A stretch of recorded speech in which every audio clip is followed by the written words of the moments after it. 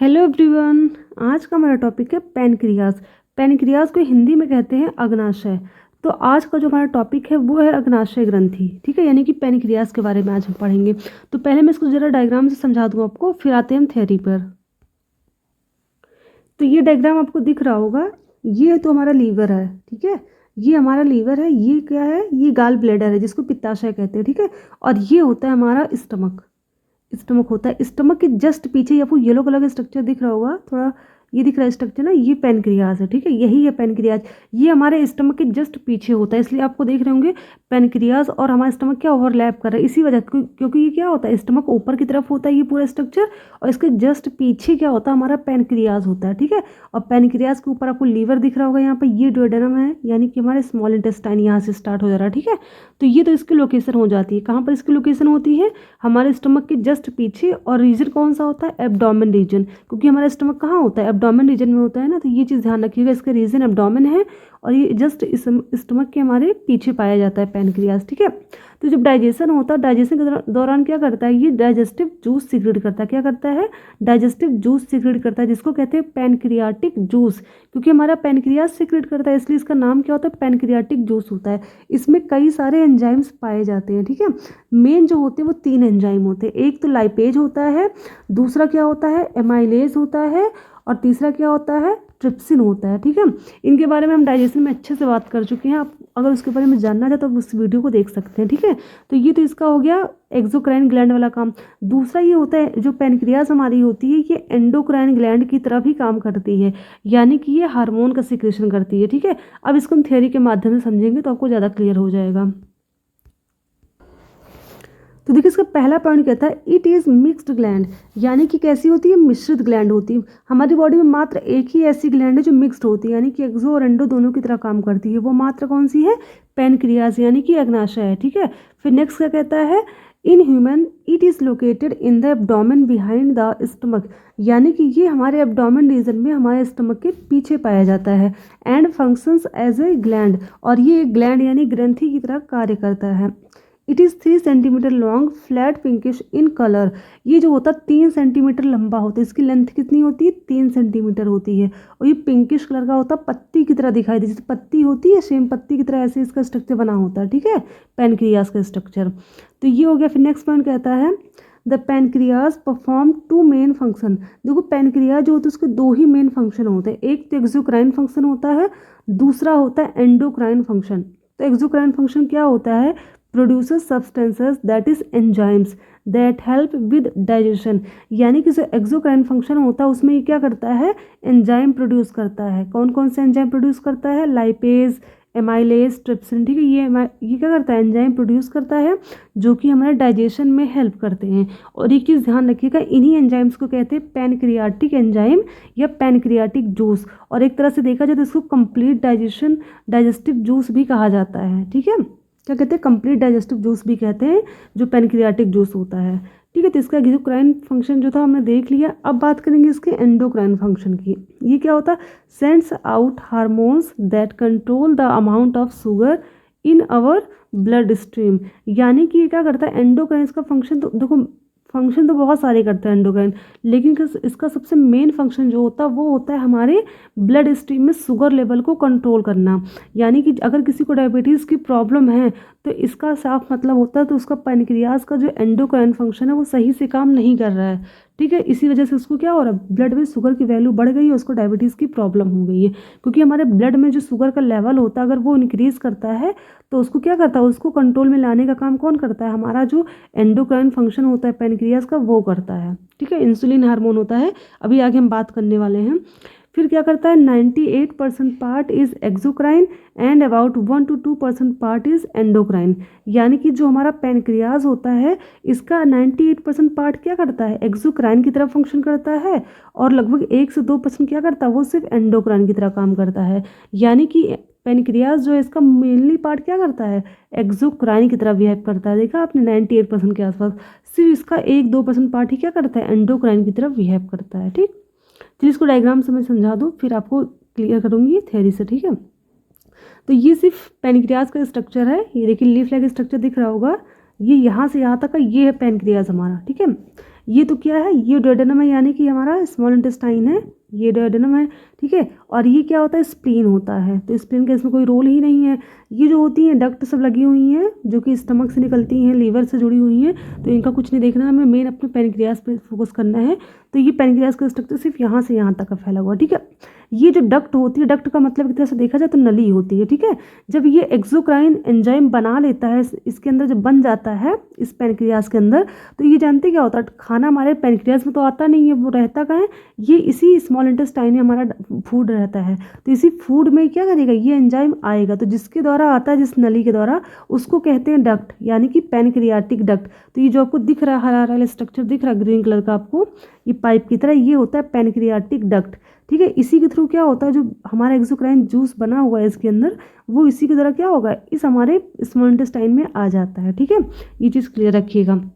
उसके बाद आपको यहाँ पर कुछ स्ट्रक्चर दिख रहे होंगे, ये येलो कलर के, ये हरे कलर के हैं, इसके चारों तरफ क्या है, येलो कलर के स्ट्रक्चर दिख रहे हैं ना, इसको बोलते हैं acinar cell secrete digestive enzyme. ये एसिनर सेल है, ठीक है, यही क्या करता है, डाइजेस्टिव एंजाइम सिक्रीट करता है, यानी कि जो पैनक्रियाटिक जूस होता है उसको सिक्रीट करने का काम कौन करता है, ये जो एसिनर सेल्स होती हैं, यहाँ पे आपको दिख रही हैं, ठीक है। तो हमारे जो पैनक्रियाज होते हैं, यहाँ पर डिफरेंट डिफरेंट टाइप की सेल्स होती हैं, जो एसिनर सेल्स होती है वो एक्सोक्राइन जूस बनाती है, यानी कि पैनक्रियाटिक जूस सिक्रीट करती है, ठीक है। उसके बाद आपको यहाँ पे स्ट्रक्चर दिख रहे होंगे, छोटे छोटे ब्लू कलर के ये स्ट्रक्चर दिख रहे हैं ढेर सारे ना, इनका नाम क्या है, इनका नाम है पैनक्रियाटिक आइसलेट्स। क्या नाम है इसका, पैनक्रियाटिक आइसलेट्स नाम है, ठीक है। तो अगर पैनक्रियाटिक आइसलेट्स को माइक्रोस्कोप से देखा जाए तो इनका स्ट्रक्चर कुछ इस तरह दिखाई देगा, ठीक है। और इस पैनक्रियाटिक आइसलेट्स में कई सारी सेल्स होती हैं, एक तो अल्फा सेल होती है, बीटा होती है, डेल्टा सेल होती है, पीपी सेल्स, बहुत सारी सेल्स होती है, ठीक है इसमें। और ये क्या होता है, एक्सोक्राइन एसिनस होते हैं, ठीक है। यानी कि ये जो हमारा एसिनर सेल्स होता है ये एक्सोक्राइन की तरह फंक्शन करने वाला है, और जो पैनक्रियाटिक आइसलेट्स होते हैं ये किसकी तरह फंक्शन करता है, ये फंक्शन करता है हमारा एंडोक्राइन की तरह, ठीक है। तो यहीं पर दोनों सेल्स प्रेजेंट होती है, आपने स्ट्रक्चर में देख लिया होगा। फिलहाल ऐसे ये माइक्रोस्कोप से देखने पर ही दिखाई देता है, वरना अगर हम डायग्राम बनाते हैं जब कभी भी तो स्ट्रक्चर्स में शो नहीं करते, ठीक है, अच्छे से क्लियरली दिखाई नहीं देता है। बाकी ये जो हरी हरी आपको ट्यूब दिखाई दे रही है, डक्ट है, यहाँ पर जब बनेगा पैनक्रियाटिक जूस तो इसी डक्ट की तरह क्या होगा, इस बड़ी वाली पाइप में जाएगा और यहाँ से ये बाहर आ जाएगा स्मॉल इंटेस्टाइन में, ठीक है, यहाँ पहुँच जाता है। तो ये चीज़ ध्यान में रखिएगा, ये हमने समझ लिया। तो ये जो होता है पैनक्रियाटिक आइसलेट्स, इसको लैंगर ऑफ आइसलेट्स भी कहा जाता है, ठीक है। चलिए अब बात करेंगे थ्योरी से। तो पहला क्या है, सेल्स ऑफ एसिनाई, जैसा कि हमने डायग्राम में समझ लिया था कि क्या करता है, इट इज़ एक्सोक्राइन सेल। ये कैसा होता है, एक्सोक्राइन सेल होता है, क्यों, क्योंकि ये पैनक्रियाटिक जूस सिक्रेट करता है, जो कि क्या करता है, पैनक्रियाटिक जूस एंजाइम होता है जो कि हमारा एक्सोक्राइन फंक्शन होता है, ठीक है। पैनक्रियाटिक जूस कैसे जाएगा, पैनक्रियाटिक डक्ट से होता हुआ कहाँ पहुँच जाएगा, हमारे स्मॉल इंटेस्टाइन, यानी कि स्मॉल इंटेस्टाइन के ऊपरी वाले पार्ट में, और ऊपरी पार्ट को क्या कहते हैं, डिओडेनम कहते हैं, ठीक है। और नीचे वाले पार्ट को इलियम कहा जाता है, ठीक है। तो जो हमारा पैनक्रियाटिक जूस होता है ये स्मॉल इंटेस्टाइन में मिलता है फूड से, और किस पार्ट में मिलता है, स्मॉल इंटेस्टाइन के डिओडेनम में मिलता है, ये चीज़ ध्यान रखिएगा। तो ये तो इसका एक्सोक्राइन वाला पार्ट हो गया। अब नेक्स्ट बात करते हैं आइसलेट्स ऑफ हेंगरलेंस, जिसको पैनक्रियाटिक आइसलेट्स भी कहते हैं। तो हमारे पैनक्रियाज में दो तरह की सेल होती है, एक एसिनाई सेल होती है, एक आइसलेट सेल होती है। एसिनाई सेल एक्सोक्राइन की तरह फंक्शन करती हैं और आइसलेट्स जो होती है वो एंडोक्राइन की तरह फंक्शन करती है, ठीक है।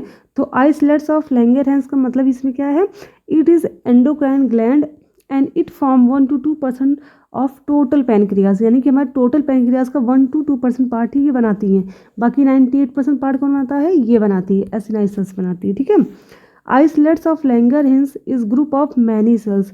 आइसलेट्स ऑफ लैंगरहैंस में क्या होती है, कई सारी सेल्स होती हैं, मेनली हम लोग सिर्फ कुछ ही का नाम जानते हैं, alpha, beta, delta, PP sales, और भी बहुत सारी सेल्स क्या होती हैं इसके अंदर पाई जाती हैं। तो पहले हम बात करेंगे अल्फा सेल की। तो देखिए अल्फा सेल जो होती है किसके द्वारा इसकी खोज हुई थी, डिस्कवर्ड बाय किम्बेल एंड मार्लिन, ठीक है, इन्होंने इसकी डिस्कवरी की थी, बट डिस्कवरी इतनी इंपॉर्टेंट नहीं है इसकी, मेन बात करेंगे इसके सिक्रेशन की। तो ये जो अल्फा सेल होती है ये किसका सिक्रेशन करती है, ग्लूकेगॉन हार्मोन का, ठीक है। ये चीज़ ध्यान रखिएगा कि अल्फा सेल जो होती है वो ग्लूकेगॉन हार्मोन का सिक्रेशन करती है, और इस हार्मोन का मेन फंक्शन क्या होता है, ये हमारे ब्लड में क्या करता है, ग्लूकोज के लेवल को बढ़ा देता है, ठीक है। यानी कि सपोज ये क्या, ये हमारा ब्लड है, इस ब्लड क्या हमारा इस वेसल्स में फ्लो कर रहा है, इसके अंदर क्या करेगा, ग्लूकोज के लेवल को कौन बढ़ा देता है, अल्फा सेल्स बढ़ा देती हैं। इनके अंदर कौन से हार्मोन होते हैं? ग्लूकागॉन हार्मोन, ठीक है। ये हार्मोन क्या करते हैं? ब्लड के अंदर हमारे ग्लूकोज का लेवल को इंक्रीज कर देते हैं, ठीक है। ये चीज़ ध्यान रखिएगा। तो देखिए होता क्या है, आपको एक चीज़ पता होगी, जो हमारा फूड जो होता है वो किसके फॉर्म में स्टोर होता है? वो होता है ग्लाइकोजन के फॉर्म में स्टोर, ठीक है। और कहाँ स्टोर रहता है? लीवर के अंदर, ठीक है। तो ये जो ग्लाइकोजन के फॉर्म में स्टोर रहता है लीवर के अंदर, इसको ये चेंज करेगी हमारी ग्लूकागॉन हार्मोन, किसमें? ग्लूकोज में चेंज कर देगी। तो लीवर से ग्लाइकोजन को किस में चेंज करके भेज रही है? ब्लड में। ग्लाइकोजन को चेंज कर रही है ग्लूकोज में, और भेज कहाँ रही है? ब्लड में भेज रही है, ठीक है। इस फंक्शन को बोलते हैं ग्लाइकोजिनोलाइसिस, ठीक है। लाइसिस का मतलब होता है ब्रेक होना, ये चीज़ मैं पहले ही बता चुकी हूँ। लाइसिस का मतलब क्या होता है? ब्रेक होना होता है, ठीक है। साइंस में टर्म्स का जानना बहुत जरूरी होता है। तो लाइसिस का मतलब क्या हो जाएगा? ब्रेक होना।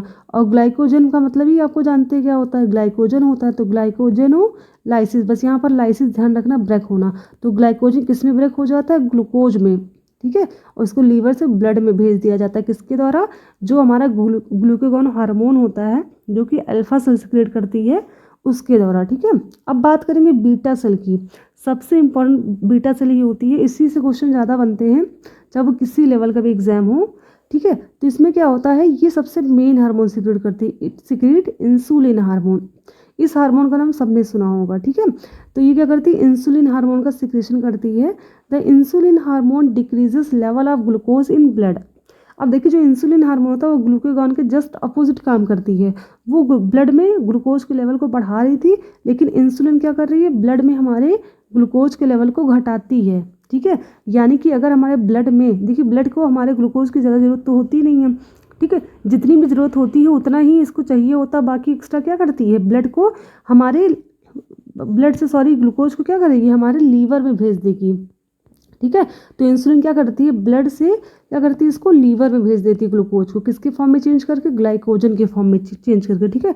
जैसे ये रिएक्शन आपने यहाँ पे देखी है, तो इसका जस्ट अपोजिट यहाँ पर हो जाएगा, ठीक है। क्या हो जाएगा? ग्लूकोज किस में चेंज हो जाएगा? ग्लाइकोजन में चेंज हो जाएगा, और ब्लड से कहाँ पहुँच जाएगा? हमारे लीवर में। ये कौन काम करता है? ये हमारा इंसुलिन हार्मोन काम करता है, ठीक है। तो ये चीज़ ध्यान रखिएगा। उसके बाद क्या आता है?